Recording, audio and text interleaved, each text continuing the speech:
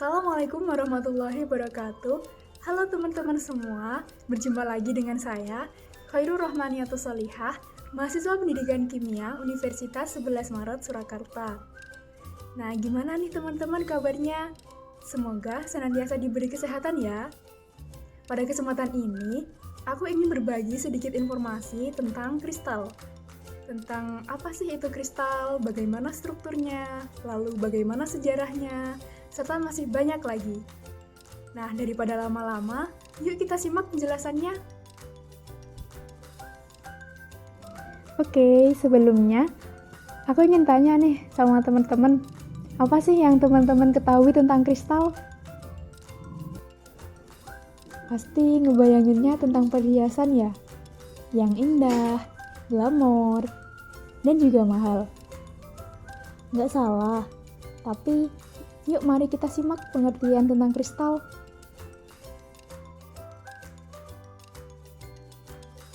Apa itu kristal? Kristal merupakan benda padat yang terbentuk dari komposisi atom-atom, ion-ion, atau molekul-molekul dengan susunan berulang dan jarak yang teratur dalam 3 dimensi.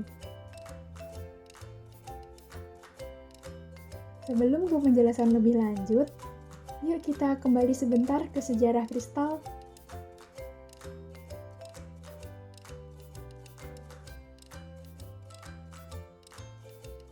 Sejarah kristal. Kristal berasal dari bahasa Yunani kristallos, yang artinya tetesan air. Kemudian, seiring berjalannya waktu, istilah tersebut berkembang menjadi segala sesuatu yang terpendam dalam es yang bening dan juga jernih. Kemudian, berkembang menjadi kris yang artinya kebijaksanaan karena beningnya jiwa. Lalu, berkembang menjadi kristal yang berarti perhiasan indah terbuat dari batu bening, tembus pandang, dan memantulkan cahaya. Nah, selanjutnya, istilah kristal berkembang menjadi kristal modern, yaitu zat padat yang atom-atom penyusunnya tersusun secara beraturan dan periodik. Dengan kata lain, kristal adalah suatu padatan dengan susunan atom yang berulang secara 3 dimensi yang dapat mendifraksikan sinar X menurut Ningsih dan Shirley pada 2016. Pada umumnya, atom-atom penyusun suatu zat padat sangatlah teratur dan sifatnya sangat periodik, disebut dengan kristal. Hanya sedikit zat padat yang susunan atomnya tidak teratur, atau biasa disebut dengan amorf. Berdasarkan distribusi setimbang dan keteraturan susunan dari atom-atom, maka zat padat bisa dibedakan menjadi 2 jenis, yaitu kristal dan amorf. Kristal sendiri merupakan zat padat yang mempunyai susunan atom atau molekul yang teratur dengan rentang tak terhingga. Selanjutnya, kristal dibedakan menjadi 2 jenis, yaitu kristal tunggal atau monokristal dan polikristal. Berikut adalah penjelasan singkatnya. Yang pertama, monokristal.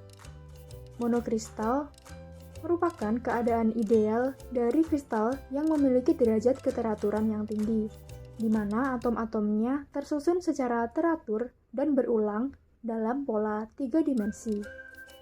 Sedangkan polikristal merupakan kumpulan kristal-kristal tunggal yang sangat kecil dan saling menumpuk membentuk benda padat. Dan amorf dapat dilihat pada susunan atom-atomnya serta arahnya terbentuk secara acak, sehingga tidak memiliki bentuk atau struktur kisi yang jelas. Keteraturan susunan atom-atom amorf ini juga berjangka pendek. Selanjutnya yaitu perbedaan mendasar antara kristal dengan amorf. Yang pertama, padatan kristal, struktur molekul-molekul di dalam padatan diatur dalam pola yang teratur.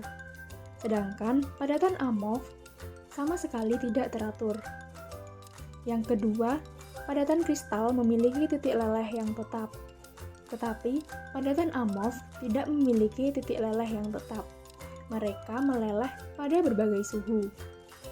Selanjutnya yang ketiga, padatan kristal bersifat simetris, sedangkan padatan amorf bersifat asimetris.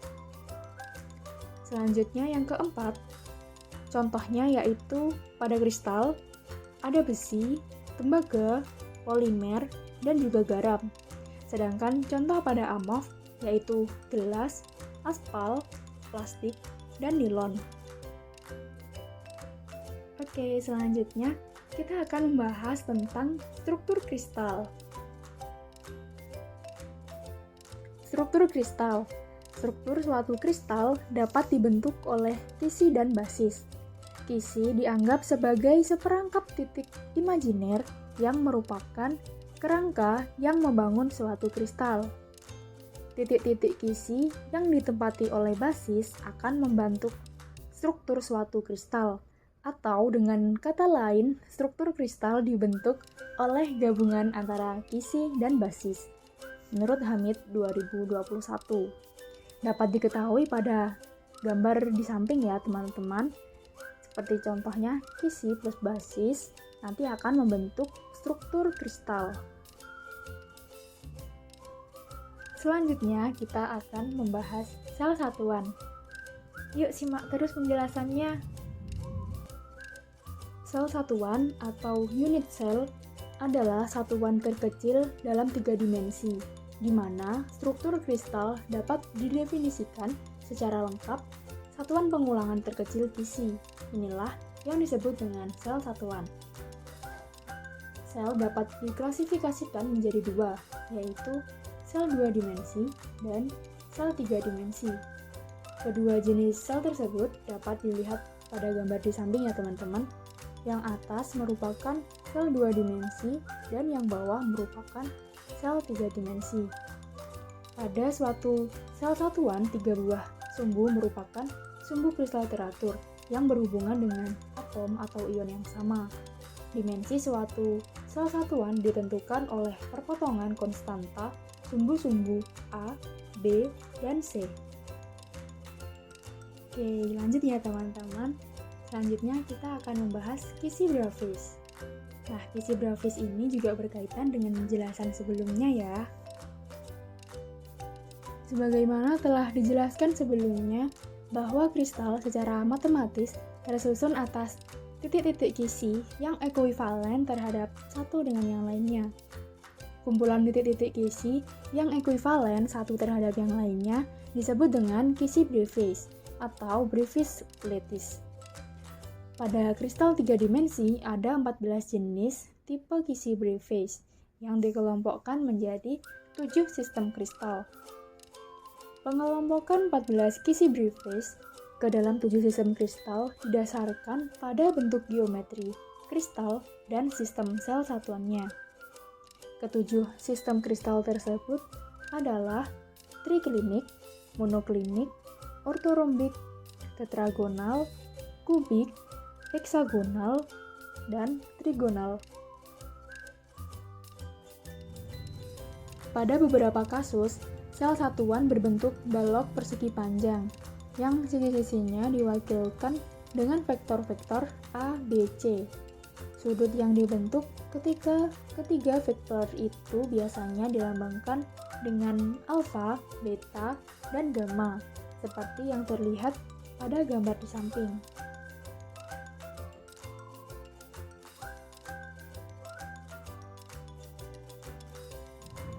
Oke teman-teman, kita sudah memasuki materi yang terakhir, yaitu tentang ciri geometri. Ada beberapa ciri geometri yang penting, seperti jumlah atom tiap sel satuan, jari-jari atom, dan faktor tumpukan atom yang biasa kita sebut dengan APF. Yuk kita simak. Yang pertama, yaitu jumlah atom pada tiap sel satuan.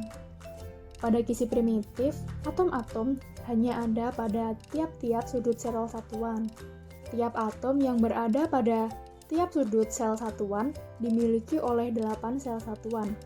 Besarnya bagian atom yang dimiliki oleh masing-masing sel satuan tergantung pada besarnya sudut. Misalnya, untuk sudut alfa sama dengan beta sama dengan gamma sama dengan 90 derajat, maka masing-masing sel satuan akan memiliki atom bagian dari tiap-tiap sudut sel satuan.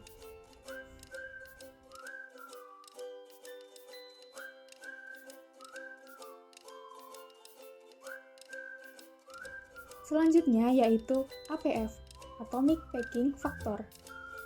Nah, faktor tumpukan atom atau APF ini dinyatakan sebagai bagian volume yang terisi oleh atom dalam sel satuan, atau perbandingan volume atom dalam sel satuan dengan volume sel satuan. Sebelum kita menentukan faktor tumpukan atom, perlu diasumsikan bahwa atom adalah berbentuk bola, sehingga dapat digunakan untuk mencari volume atom dan atom-atom yang berdekatan akan saling bersinggungan, sehingga jari-jari atom akan sama dengan setengah jarak terdekatnya. Berikut adalah rumus mencari APF, yaitu N atom dikali volume atom dalam sel satuan dibagi dengan volume total sel satuan, di mana N atom adalah jumlah atom dalam sel satuan. Dan berikut adalah daftar pustaka serta referensi yang saya gunakan dalam penyusunan video pembelajaran ini. Wah, nggak terasa ya teman-teman, kita sudah dari tadi nih belajar tentang kristal. Nah, semoga teman-teman paham ya. Dan terima kasih sudah menyempatkan untuk datang. Jangan lupa like, komen, dan subscribe-nya ya. Juga dibagikan kepada teman-temannya, supaya bermanfaat ilmunya. Terima kasih, sampai jumpa pada video selanjutnya. Wassalamualaikum warahmatullahi wabarakatuh. Dadah!